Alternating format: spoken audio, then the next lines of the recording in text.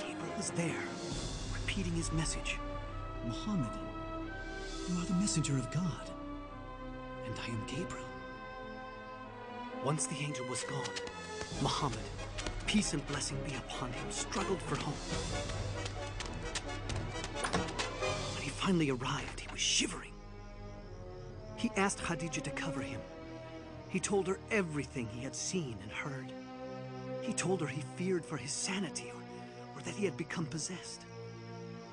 But Khadija assured him that God would not allow an evil spirit to overtake a man like him, who had always told the truth and cared for the poor and needy. Soon after, Khadija went to her cousin, a religious scholar, and told him what had happened. Your husband is a prophet of God. The people will accuse him of lying and many other evils. Oh, and he will be cast out. Despite her cousin's warning, Khadija believed all her husband had told her, and she never hesitated in becoming Islam's first believer. And soon, others followed. I keep hearing rumors about Muhammad's secret meetings. Please, Abu Jahal. But he's teaching something. I don't know what it is yet, but his adopted son Zayd has joined him, and so has his cousin Ali. So what? The rest are beggars and slaves. But he must be punished. For what? For teaching something different. Look, if his followers were men of power, if his teachings were dangerous, I'd fall on him like an ocean. But this is Muhammad, Abu Jahal. Al-Amin, the honest one. Bah!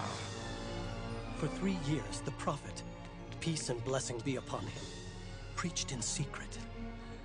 It was during this time, Siham, that I first heard his teachings. I'm not sure we should be doing this. You have to hear him, Mother. We'll be all right, Jalila. Inside, quickly. There's more tonight than ever before. Thank you, Jafar.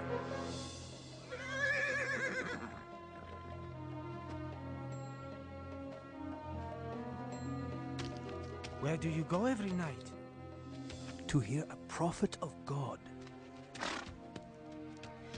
What a feeling to learn the way of Islam from God's messenger. Peace and blessing be upon him. His revelations, the Quran, offered the most beautiful words we had ever heard.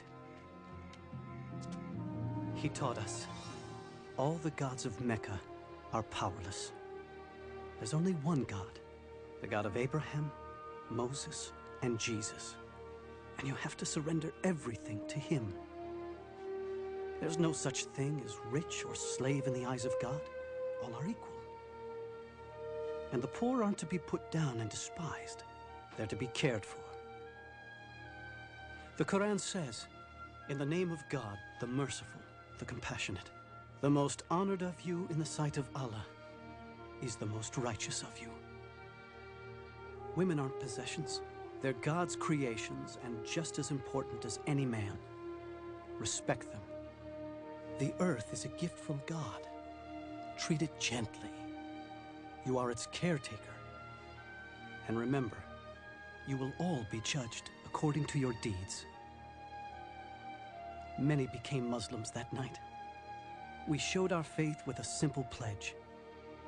There is no God but God, and Muhammad is his prophet. There is no God but God. And Muhammad is his prophet. No God but Allah. And Muhammad is his prophet.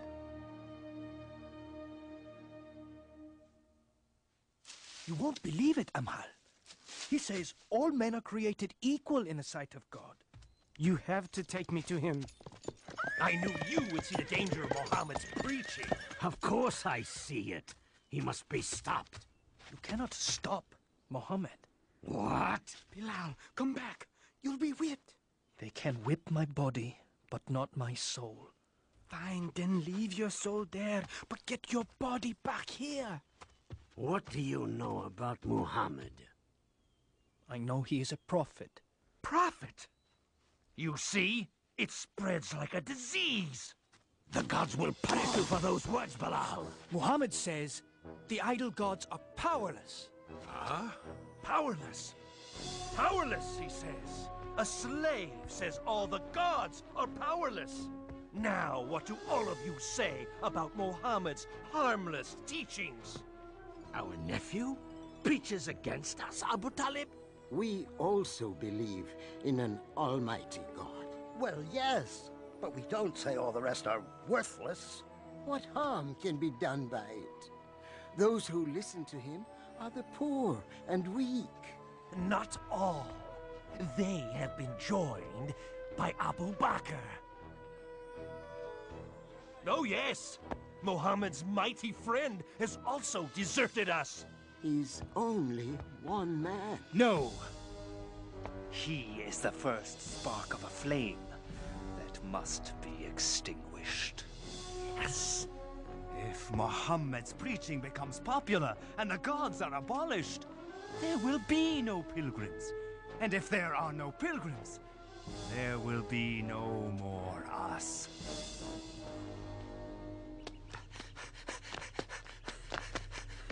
The messenger of God has sounded the warning call. What? Is Mecca under attack? I don't know. Come on.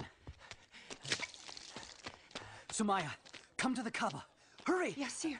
Quickly, come. What's going on? I don't know.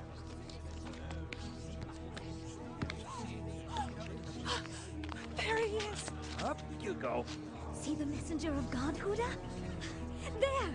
He's about to speak.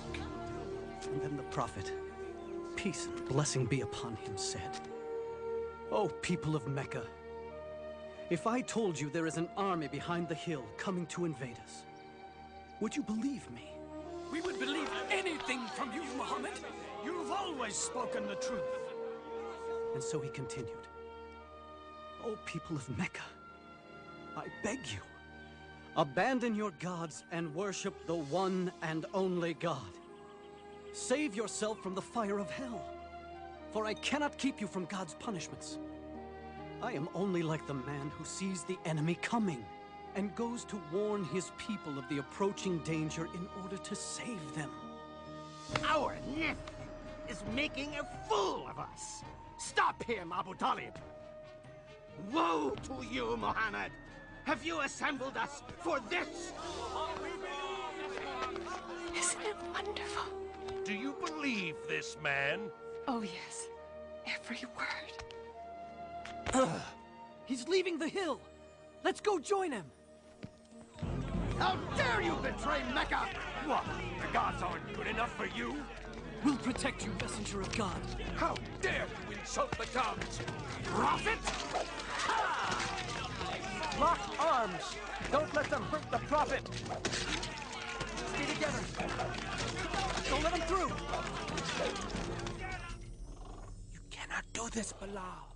If the messenger of God no longer preaches in secret, I will not follow in secret. What is this? No, don't tell me. My slave has become a Muslim. You may own my body, but my soul... Let me guess. You think your soul is free? No. My soul is also a slave. But not to you. To God. That's where you're wrong, Bilal. It all belongs to me. Everything you are,